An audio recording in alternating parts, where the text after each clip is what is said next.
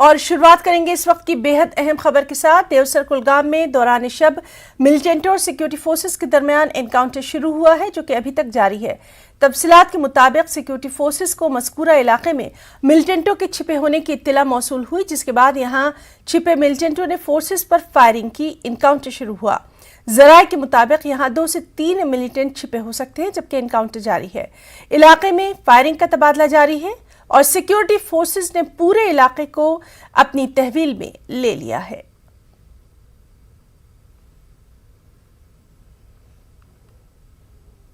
CN अड़ीगाम Kulgam के इस मकाम पे आज सुबह ही एक एनकाउंटर शुरू हुआ। सिक्योरिटी फोर्सेस को यहाँ इतला मिली थी कि यहाँ कुछ मिलिटेंट छुपे हुए हैं। उसके फ़ौरन बाद जो है फायरिंग का तबादला शुरू हुआ। आप मेरे पीछे देख सकते हैं कि सिक्योरिटी फोर्सेस जो हैं वो काफ़ी चौकन्ना है और यहाँ पे जो है इन्होंने पूरे इलाके को अपने मुहासरे में लिया है और जगह जगह सिक्योरिटी तैनात की गई है। कुलगाम पुलिस, फ़ौज और सीआरपीएफ की टुकड़ियां जो हैं इस पूरे इलाके में तैनात की गई हैं और पूरे इलाके को उन्होंने अपनी तहवील में ले लिया है। चूँकि एनकाउंटर जारी है, वक्फे पे फायरिंग जो है वो हो रही है। आज सुबह ही ये एनकाउंटर शुरू हुआ और जो अभी भी जारी है। और आप अभी भी यहाँ पे देख सकते हैं कि सिक्योरिटी फोर्सेस ने किस तरह से इस पूरे इलाके को अपनी तहवील में लेकर जो है ऑपरेशन शुरू कर दिया है। और नाज़रीन, हम आपको बताएं कि एनकाउंटर जारी है और वक्फे पे जो है फायरिंग हो रही है और जो इतला मिली है हमें, उस इतला के मुताबिक जो है 2 से 3 मिलिटेंट यहाँ पे छुपे हो सकते हैं। ज़हूर रिजवी, न्यूज़ 18 नेटवर्क, चियन, कुलगाम। और चलिए सीधे रुख करेंगे ज़हूर रिजवी का और इस वक्त के हम हालात जानने की कोशिश करेंगे। ज़हूर, आपसे जानना चाहेंगे कि अभी एनकाउंटर के ताल्लुक से क्या कुछ तफसीलात, अपडेट? देखिए हिना, मैं आपको बताऊं कि ये एनकाउंटर जो है आज सुबह ही शुरू हुआ है। यहाँ सीएन देवसर कुलगाम में सिक्योरिटी फोर्सेस को इतला मिली थी कि यहाँ मिलिटेंट छुपे हुए हैं। उसके फौरन बाद यहाँ एक कॉर्डन जो है लगाया गया। उसके फौरन बाद एक एनकाउंटर शुरू हुआ जो अभी भी जारी है। और पुलिस ने पहले अपने ट्वीट में कहा कि एनकाउंटर जारी है और अब एक दूसरे ट्वीट में आईजीपी कश्मीर जो है विजय कुमार ने अपने ट्वीट में कहा कि ये जो एनकाउंटर है, इस एनकाउंटर में 2 मिलिटेंट जो हैं अभी ट्रैप किए गए हैं। एक जो है पाकिस्तानी मिलिटेंट जिसका ताल्लुक लश्कर तैयबा से है और जो पिछले 2 साल से काफी एक्टिव थे नॉर्थ कश्मीर में, शुमाली कश्मीर में, और वो काफी मतलूब थे और कई जराइम में जो है वो इन्वॉल्व थे। उसके साथ साथ एक और मकामी मिलिटेंट जो है वो उसको भी ट्रैप किया गया है। कुल मिलाकर 2 ट्वीट में ये बताया गया है कि 2 मिलिटेंट जो है लश्कर तैयबा से वाबस्ता 2 मिलिटेंट जो है इस एनकाउंटर में ट्रैप किए गए हैं। बिल्कुल हिना, मैं आपको बताऊं कि एनकाउंटर जारी है और अभी भी वक्फे पे जो है फायरिंग जारी है। पूरे इलाके को सिक्योरिटी फोर्सेस ने अपनी तहवील में ले लिया है और ऑपरेशन जो है काफी हसास तरीके से वो जो है सिक्योरिटी फोर्सेस अंजाम दे रही है। पूरे इलाके को सिक्योरिटी फोर्सेस ने अपनी तहवील में ले लिया है और एनकाउंटर अभी भी जारी है। बहुत बहुत शुक्रिया ज़हूर रिजवी आपका तमाम तर तफसीलात के लिए। एक और बेहद अहम खबर, हिमाचल प्रदेश असेंबली की इमारत के मेन गेट पर खालिस्तान का झंडा लगाए जाने का मामला सामने आया है। सुबह जब मकामी लोगों ने असेंबली की इमारत के मेन गेट पर खालिस्तान का झंडा लगा देखा तो उन्होंने फौरी तौर पर पुलिस को इसकी इत्तला दी। इसके बाद पुलिस की टीम मौके पर पहुंची और असेंबली के मेन गेट पर लगाए गए झंडों को हटा दिया गया। असेंबली की इमारत के बाहर दीवारों पर खालिस्तान लिखा हुआ था, जिसे पुलिस टीम ने मिटाया। ये किसकी शरारत है? पुलिस ने इसकी तफ्तीश शुरू कर दी है। मालूमात के मुताबिक सीसीटीवी फुटेज के जरिए खालिस्तान के झंडे और पोस्टर लगाने वालों की शिनाख्त करने की कोशिश की जा रही है।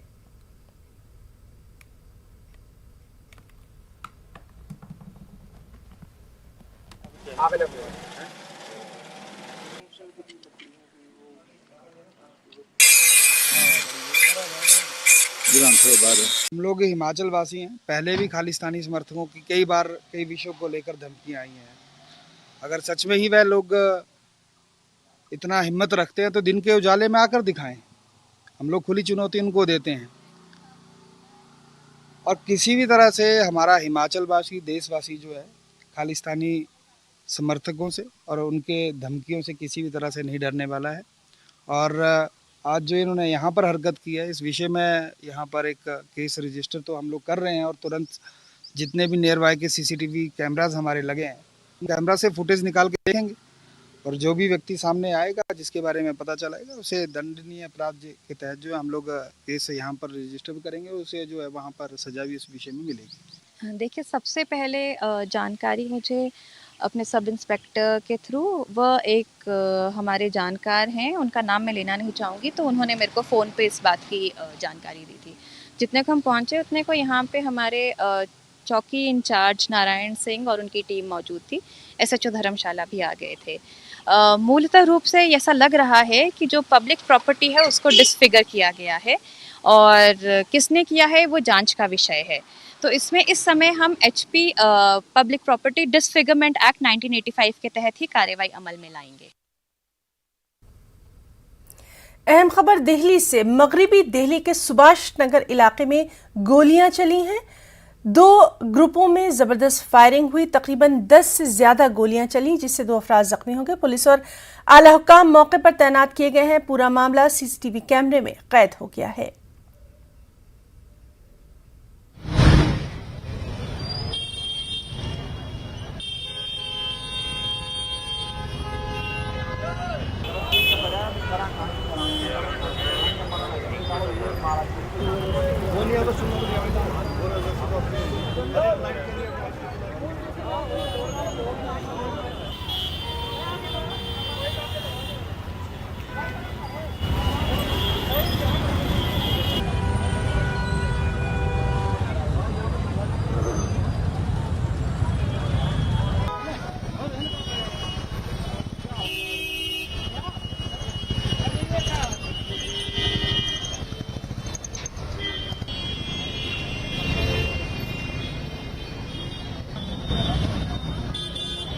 हुआ क्या था, ये हॉस्पिटल से आ रहे थे अजय भाई साहब, हाँ जस्सा साथ में था, तो इनके अजय के बड़े भाई साहब एडमिट है हॉस्पिटल में, मेरे फादर भी वहीं पे हैं, तो हम पता चलता रहता रोज़ सारा दिन वहीं इकट्ठे बैठे रहते हैं। और जब वो निकले अपने सिक्योरिटी गार्ड को बोल दिया भाई आप चले जाओ घर पे, तो हम निकल जाएंगे घर पे। तो यहाँ पे आए, आकर के यहाँ पहले से फील्डिंग लगाई हुई थी, तो उन्होंने अपना फायरिंग हुई है। फिर फायरिंग हुई है तो जस्से ने उस जो सीट थी उसे फटाफट लेटा दिया कि अजय को गोली ना लगे, बच जाए, पीछे हो जाए। जब लेटाई है तो फिर जस्से को गोलियां आके लगी। मैंने ये देखा कि जब मैं यहाँ पर आया तो मैं फायरिंग की आवाज़ सुनी मैंने, और एकदम से ना गाड़ी पंचर होगी पूरी। 8 से 10 फायरिंग हुई होगी कम से कम। और फिर उस एकदम फिर PCR वैन भी आ गई, दिल्ली पुलिस आ गई, वो इन्वेस्टिगेशन करने लग गए। वो CCTV में फोटोस आई हुई, 4-5 CCTV कैमरे लगे हुए, पीछे भी लगे हुए, इस साइड भी लगे हुए। तो इन्वेस्टिगेशन चल रही है और पता चलेगा। हॉस्पिटल में एडमिट है, अब उनकी सीरियस कंडीशन है बहुत। मेरे ब्रदर ला हैं अजय चौधरी और जस्सा जी, दोनों ब्रदर थे वो। और यहाँ पर जो है शाम को 7:30 के यहीं पर थे, उनके ब्रदर यहाँ एडमिट हैं, उनके बड़े ब्रदर को प्रॉब्लम थी यहाँ पर।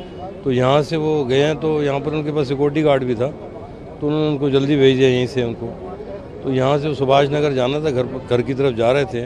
तो रास्ते में सुभाष नगर में अजंता सिनेमा के पास में जहाँ गाड़ी थोड़ी स्लो हुई, तो पीछे से कुछ लोगों ने, अब कितने 4-5 लोग हो सकते हैं, उन्होंने गोली चलानी शुरू कर दी गाड़ी के ऊपर ही।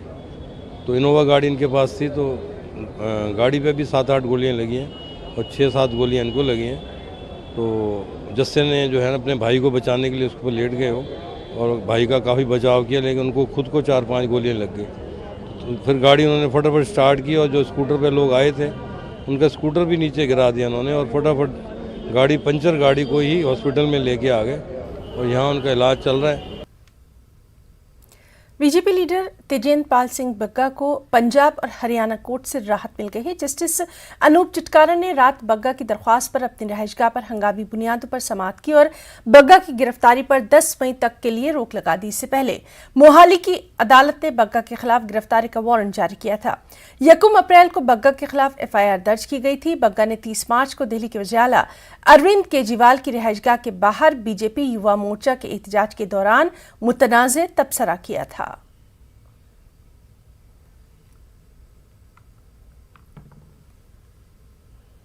अभी ये शुरुआत है, ये चलती रहेगी। एक से हम निपटेंगे, दूसरा आएगा, तीसरा आएगा। केजरीवाल शुरू से ही डरता है, घबराता है तेजिंदर से, और आज से नहीं, जब से पहली बार चीफ मिनिस्टर बना था उसके पहले से ही ये आतंकित रहता था इसके गलतियों को तेजिंदर शुरू से उजागर करता रहा है और इसने कोशिश भी की थी तेजिंदर को अपने साथ लेने की, अपनी पार्टी में लेने की। कुमार विश्वास भी 2 बार हमारे यहाँ आए थे तेजिंदर से मिलने, इसको बुलाने उस समय, लेकिन इसने उनके साथ नहीं गया और उसके बाद से ये काफ़ी घबराता है। उस समय के आपके कार्यकर्ता कहते थे कि केजरीवाल साहब को रात में भी तेजिंदर आता है सपने में। तो ये तो सिलसिला है, चलता रहेगा जब तक केजरीवाल सत्ता में है या सुधर नहीं जाता, ये अपने आप में चलता रहेगा। बिहार असेंबली में अपोजिशन लीडर तेजस्वी यादव ने सीएए को लेकर वज़ीर आला नीतीश कुमार पर तंज किया। अपना रद्देअमल जाहिर करते हुए तेजस्वी ने कहा कि इस पर हमारी पार्टी की वाज़ेह राय है, हमने पार्लियामेंट में खुलकर इसकी मुखालफत की है। नीतीश कुमार के बयान पर रद्देअमल देते हुए तेजस्वी यादव ने कहा कि ये सिर्फ कहने से नहीं बल्कि करना पड़ता है। वाज़ेह है कि शहरियत तरमीमी कानून पर बिहार के सीएम नीतीश कुमार ने कहा था कि जब पॉलिसी पर बात होगी तब देखा जाएगा। इस पे तो हम लोगों का स्टैंड जो है पहले से ही क्लियर है। इसमें स्पष्ट रूप से एनआरसी हो या सीए हो, इसका पार्लियामेंट में हम लोगों ने तो विरोध किया ही है और हमको नहीं लगता कि इस तरह की बात जो है अब जल्दी होगी कोरोना को देखते हुए। कोरोना का तो माहौल तो है ही। जेडीयू ने जहां सपोर्ट किया था वही नीतीश कुमार कह रहे हैं, एक मिनट, नीतीश कुमार यहाँ पर कह रहे हैं कि जब उसकी नीतियाँ आएंगी तब विचार करेंगे। हालांकि जेडीयू ने जेडीयू में तो संसद में सपोर्ट तो किया ही है। अब जब आएगा तब आएगा क्या, मतलब एक बात चर्चा तो हुई थी इसकी, और इसका तो सबसे ज़्यादा विरोध हुआ था। स्वतः लोग जो है सड़कों पे उतरे थे और सब पार्टी ने अपने पक्ष को तो रखा ही था। असली बोलने से क्या होता है, करने से ना होता है। आप फिर जब वोट ही दे दिया सीए के पक्ष में, तो अब बोल करके पहले बोल करके क्या फ़ायदा होता है। यानी उनकी राय वही है, तभी ना वोट दिया उनकी पार्टी ने, हमारे दल ने नहीं दिया। यानी हमारी राय स्पष्ट है कि हमने विरोध किया। और बिहार के वज़ीर आला नीतीश कुमार ने सीए के हवाले से क्या कुछ कहा था, आइए आपको दिखाते हैं। तो जो भी केंद्र का निर्णय होगा, और सबसे बड़ी बात है कि क्या चीज़ है, असल चीज़ है। अभी कोरोना का फिर दौर बढ़ रहा है, समझ गए ना।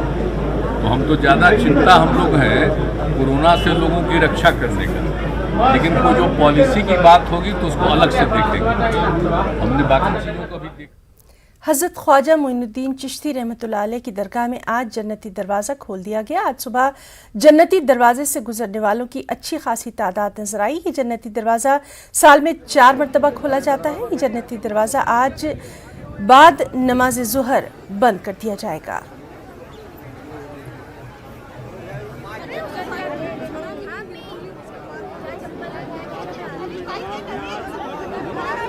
आपके तमाम चाहने वालों की खैर रहे, सलामती रहे, बला आफात से महफूज रखिए, कामयाबी, बरकत, खुशहाली, खैर और बरकत से नवाजिए। इधर से पीछे से जाओ, लाइन लगो, इधर से पीछे से जाओ, लाइन। इस रस्म की खसूसियात ये है कि पहली शवाल को ईद दरबार में बार बार आने की तौफीक अता फरमा। ख़ास तौर से 4 दफ़ा ये खुलता है।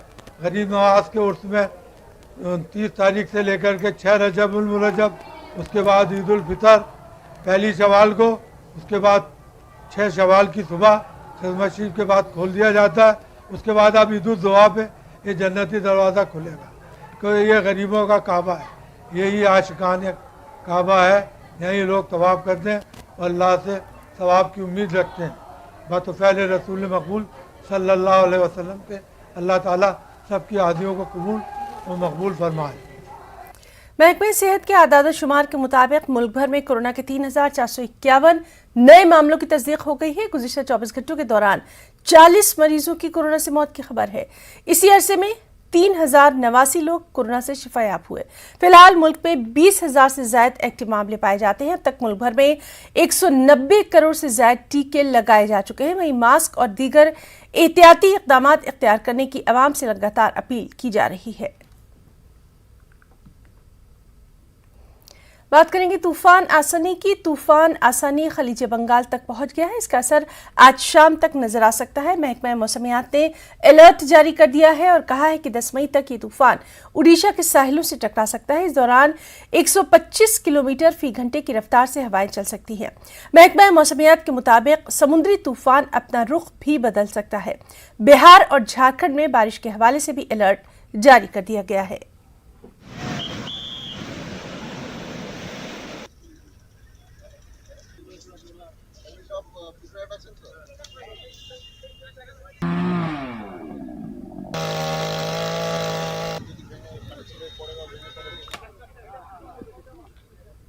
जम्मू के बाल्सको में लोगों ने एटीएम तोड़ने की एक कोशिश को नाकाम बना दिया। गांव गलहोटा मेंढर का रहने वाला मिस्त्री बाबू ने जेके बैंक बालाकोट धर गलवन का एटीएम तोड़ दिया था, लेकिन इसे मकामी लोगों ने मौके पर ही रंगे हाथों पकड़ लिया।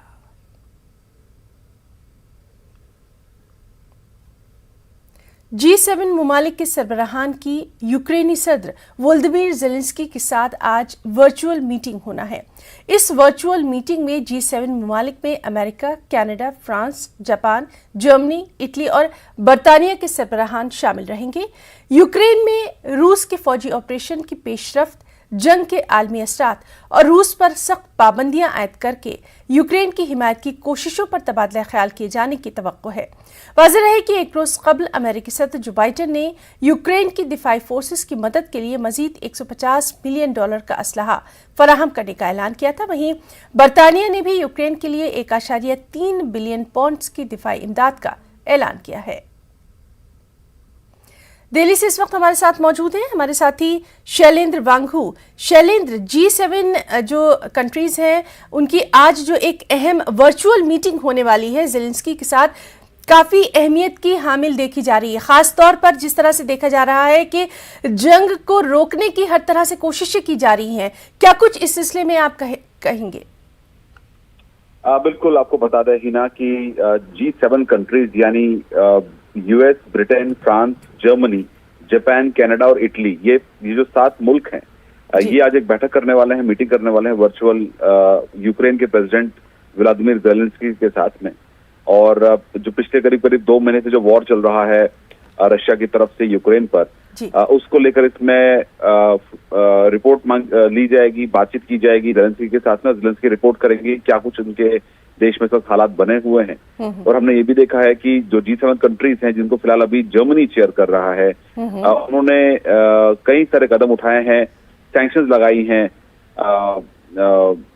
रशिया पर, क्योंकि ये जो तमाम कंट्रीज हैं ये एकजुट हैं और इनका एक ही मत है कि ये वॉर तुरंत रुकना चाहिए। और इन्होंने रशिया के खिलाफ कई सैंक्शंस लगाए हैं और ये भी माना जा रहा है कि और सैंक्शंस आने वाले दिनों में लगाए जाएंगे। प्रेसिडेंट बाइडेन भी ये बात कह चुके हैं कि आने वाले दिनों में वो और सैंक्शंस लगा सकते हैं रशिया के ऊपर। और वही G7 कंट्रीज भी ये कह रही हैं कि वो इस पे और डिस्कस करके रशिया के खिलाफ वो कदम उठा सकती हैं।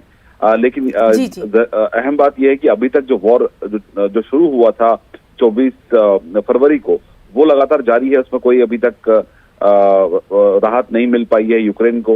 लेकिन इसी बीच ये भी आपको बता दें कि मई 8 यानी आज की जो तारीख है वो वर्ल्ड वॉर 2 के खत्म होने की तारीख है। तो ऐसे में ये एक इम्पोर्टेंट मौका भी है, जहां वर्ल्ड वॉर 2 आज की तारीख पर खत्म हुआ था, वहीं इसी दिन ज़ेलेंस्की के साथ बातचीत करेंगी G7 कंट्रीज, ताकि आगे का जो कोर्स ऑफ एक्शन होगा उस पर बातचीत की जा सके। जी शैलेंद्र, बहुत बहुत शुक्रिया आपका तमाम तर तफसीलात के लिए।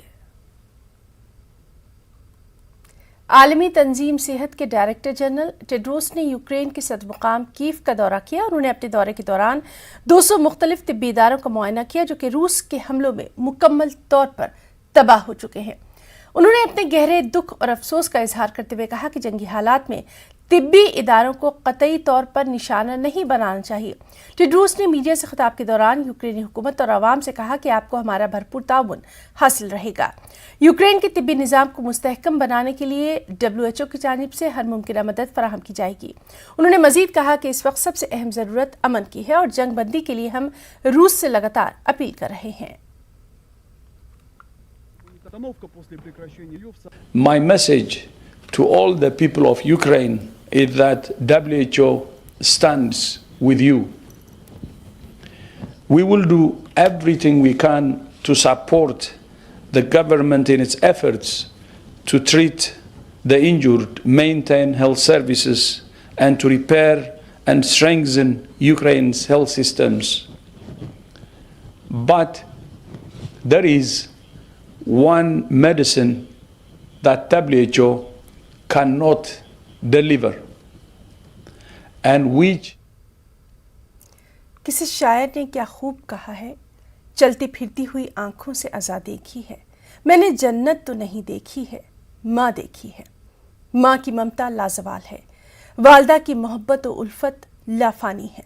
उसकी चाहत औलाद के लिए फूलों की खुशबू की मानिंद है, जिसके प्यार और मोहब्बत के जज्बात और एहसासात में हरगिज कोई नुमाइश, कोई दिखावा नहीं होता। जी हाँ, कहने को आज मदर्स डे है, यानी माओं का आलमी दिन, जिसे दुनिया भर के मुख्तलिफ ममालिक में हर बरस मई के दूसरे इतवार को मनाया जाता है, जिसमें माओं से मोहब्बत और उल्फत का इजहार किया जाता है। औलाद के तय दी गई उनकी कुर्बानियों को याद करके अकीदत और मोहब्बत का गुलदस्ता उनकी खिदमत में पेश किया जाता है। लेकिन इस्लामी तालीमात के मुताबिक वालदा के कदमों के नीचे जन्नत है। खबरों में फिलहाल इतना ही। आदाब।